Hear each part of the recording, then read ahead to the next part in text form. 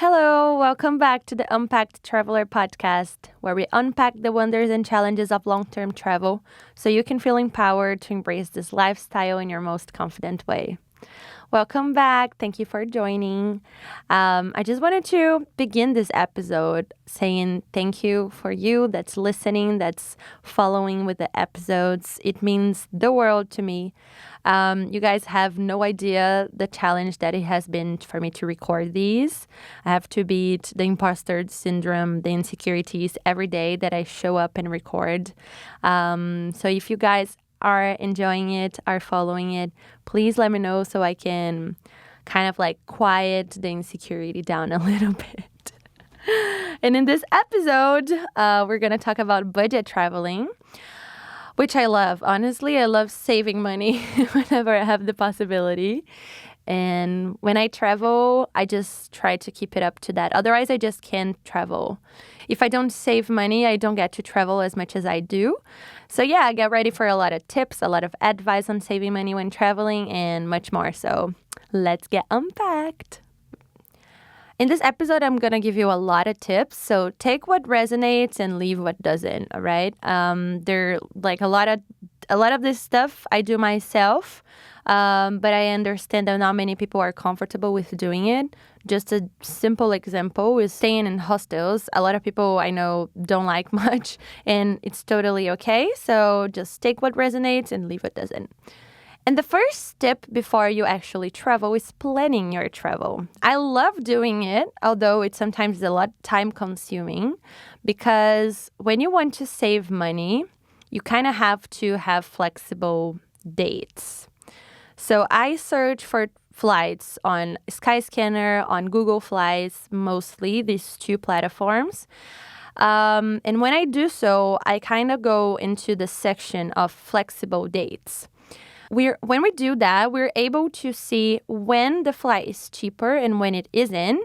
And it makes this easier for us to choose the day that's cheaper, of course. So if you have flexible dates, this is like a huge tip. And I think a lot of people know that already. So it's not very like insider tip, but it's useful anyway to remember that.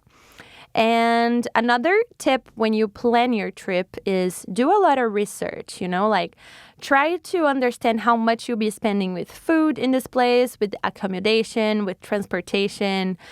In general, if you go to ChatGPT or Google, ChatGPT nowadays really, really helps with that because it gives you a broad perspective on how much you'll be spending. And then you won't get into tourist traps, basically. You'll be getting fair prices for what you're looking for. So this is a huge tip to begin with. And what I like to do when I travel too is I do like a budget. I do budgets for anything, honestly, my month, my week. So I'm a bit like over budgeting. I don't know if that's a word.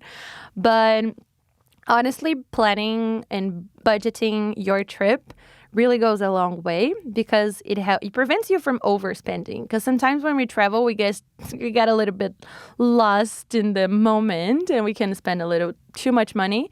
So yeah, I always do the budget prior to the trip, and I try to follow up during the trip as well to see where I can save, where I can spend a little more. And of course, it has to be flexible because before we go to the trip, we have no idea what it actually is, what the place actually is. So it's good to set a real and flexible budget for that.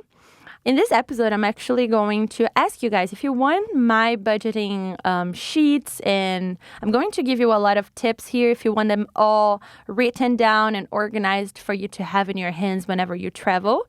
Just let me know. Send me your name, your email. You can be in the comments below, in my DMs if you prefer. And I'll be sending over to you this list for free, of course. I think it's really going to be helpful for some of you. And also regarding budget and planning for the trip, a lot of people ask me how much I'm going to spend a day in Berlin, for example, or how much I'm going to spend a day in city.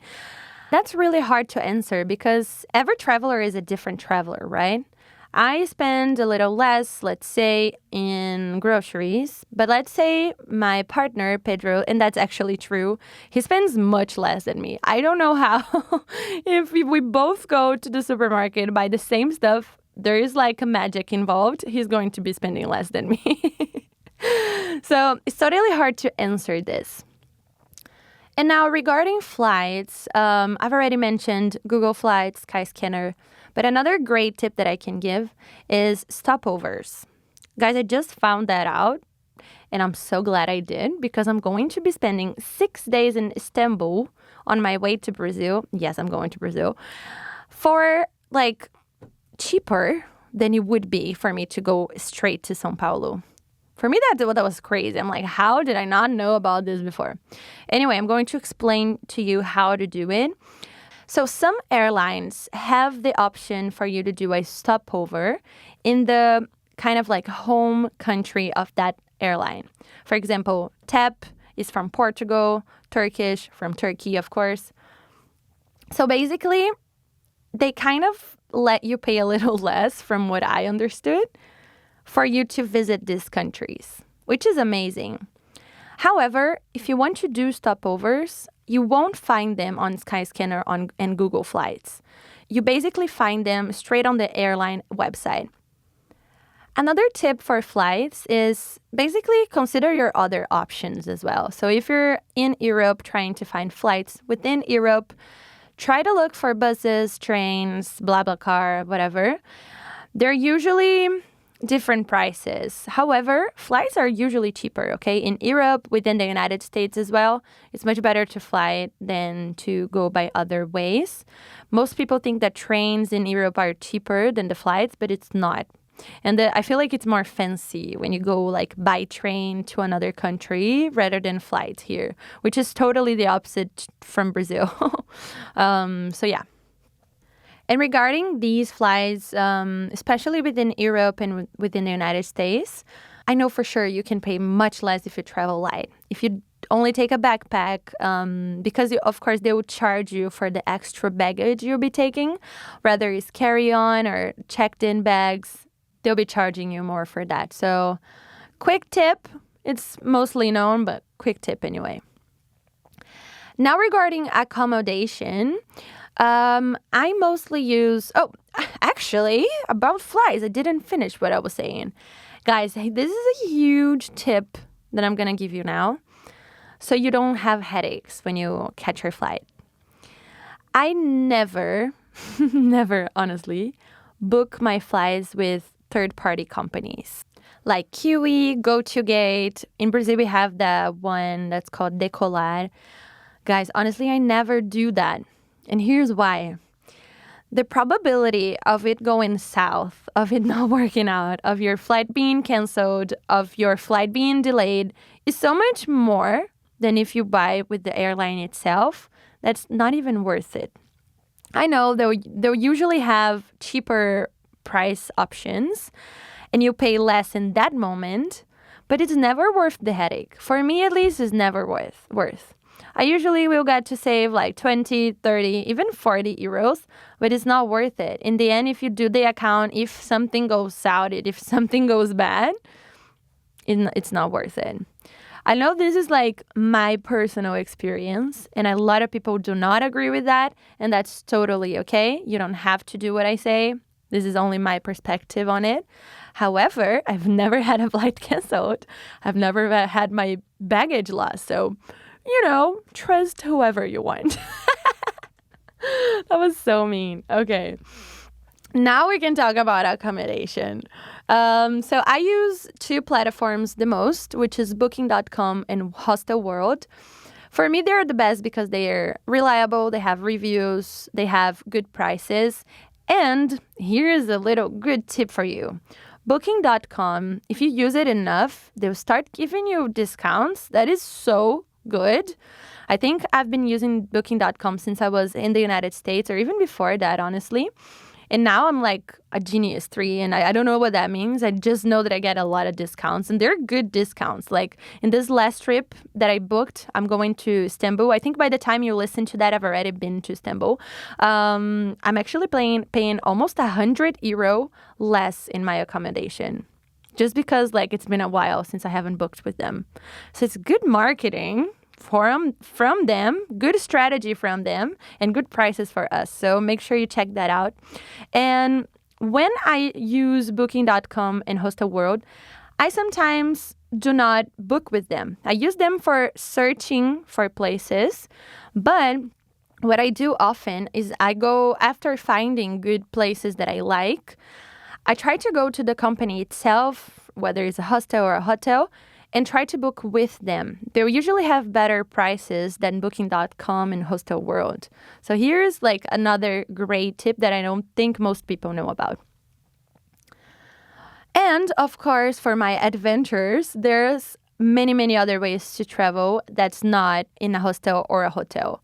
And I've already mentioned these, but these are good. That's world packers and couch surfing. World packers is just volunteering in exchange for accommodation. And couch surfing, I've never done it. I heard most people that done it had a good experience. But basically, it's staying in the house of people for free. There are some people that want to make friends, want to be welcoming, and they just let you stay in their couch, on their vacant rooms for free, and that you can meet new people, exchange, and I've never done it. I've never had the balls or the ovaries to do it, but it's a great option for those who have courage. Now, let's say you bought your cheap flight, you got your cheap accommodation, and what do you do now in the place to save money? So here it is, some tips about it. First, I try to save on food by not eating in restaurants every day and all meals. If I'm in a hostel or in a place that has a kitchen that I can use, I try to, of course, buy groceries and cook. That will save you a lot of money. But I know that sometimes cooking takes a lot of time, and actually going to the supermarket in a place that you don't know much yet and buying the right stuff for you to cook sometimes can be tricky too. So what I usually do when I'm traveling is I try to go to the supermarkets and get these pre-made deals, pre-made salads, pre-made dishes, pre-made sandwiches. They're usually not cheaper than buying the groceries themselves. But if you're in a rush, if you don't have a kitchen, you're going to pay a lot less than if you go to a restaurant. Another tip that I can give you about food and eating out is if you are eating out, first, try to eat in lunches instead of dinners, because they usually have, at least in Europe, they'll have cheaper prices or discounts for lunchtime. So that's a good option. And another option is get out of the touristy areas and go to more like a local neighborhood. You find much cheaper restaurants over there. And if you want cheaper prices than that, you can try to use like discount apps. Each country, of course, will have their own, but I know for sure that McDonald's has in most countries discounts for the app. And there is one app that I really like that's called Too Good To Go. And basically, when a restaurant is closing out for the day and they'll have like leftovers or like dishes that haven't been bought, not leftovers, but like they were planning, they were sell those and they haven't. So they will sell for you for cheaper because it's, in the end of the day. And again, try to use ChatGPT for that. You can try to find like cheaper options for restaurants, for apps that you can use in this country with ChatGPT. I should be hired by ChatGPT in this episode, honestly. And now for the touristy stuff, most places have discounts for students. So check that out before buying the ticket or so. And even like youth discounts for you, like if you're under 26, you usually get discounts in some museums or cinemas. So also don't forget to check that out before buying your ticket. Regarding museums, I know for sure in Europe there are some days in the month that the museums are for free. I think it's the first Sunday of the month, at least in Europe. At least in Italy and Germany. So try to use again my friend ChatGPT to find that out, and use it also to find what places you can explore in the city for free. Before I travel, I usually go to TikTok, ChatGPT, Google, and try to find like the best things to do in the city that are not paid for. That's nice because not only you get to escape a little bit from the touristy areas and of course save money, which is the point of this episode. So I'm going to give you another tip that sometimes I don't follow, and I have made the mistake a few times and had to pay a fine a few times as well, which is not nice. So do that, okay? Before going to a place, a new country especially, try to find out how to use the public transportation and how to pay for it especially. In Germany, I know they have an app. In Italy, it's the most random thing. You have to go to like a tobacco shop and buy your bus ticket. And they close like many, many times of the day. So it's really tricky. Italy. Anyway, I love it though. It's so specific. So yeah, try to make sure you find that out before going to the place, because sometimes you arrive late at night. You have to get your ticket, you don't know where, and you kind of like get in the bus without buying a ticket, which in Europe you can totally do that. You can, but you cannot, because if they catch you, you got a fine. I've already had to pay this fine in Paris. It was the dumbest thing ever. I had the ticket in my hand, but I have forgotten to stamp it. I don't remember the name, but like stamp it. And the fucking girl, she got to me and she's like, I need your ticket. And I'm like, here you go. And she's like, you haven't stamped it. I'm like, I didn't know. I'm not from here. Can you please give me a break? And she was like, no, pay me 30 euros. Of course, I didn't say that to her, but it was really sad. I got really sad. I was really on a budget on that trip. It was like one day in Paris, which I was not staying because it was expensive to stay throughout the night. And I had to pay 30 fucking euros for that.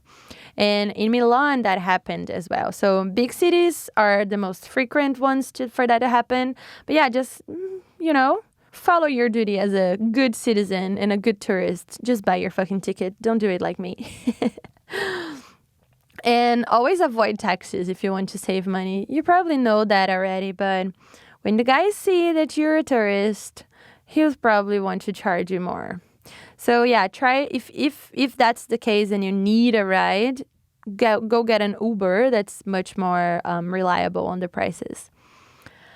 Now, if you want to cash out your money in the countries, be careful with the ATMs. Most of them charge you a huge fee for your international card, and just be aware of that. Again, use your Google, use like travel forums, ChatGPT to find out what companies do not charge you charges. Do not charge you charges. Oh, English. And the card that I use when I travel, I use Wise. I've never had any problems with it. I know that Wise can be really reliable if you go to the United States, in Europe. I know that some places in Asia, it might not work so well. So a tip that I haven't done yet, but I've heard that it's really good to do if you go into Asia and other countries, make sure you have at least 2 international cards on you. So if one doesn't work, the other one can save you. The most used ones are Wise and Revolut. I'm going to leave the link down below if you want to download either of them. I know that Wise, using my link, you can get like no fees for your first transfer, which is really nice. So make sure if you download it and order a card, just use my link. And honestly, I think that's a wrap for today. I know there are again, several ways that you can save. I tried to put the most important ones and the ones that I actually use in this episode. If you have any other tips that you would like to share with the community as well, I'm going to open a Q&A right after the episode is released on my Instagram, so you can share your own tips and I can share with our community.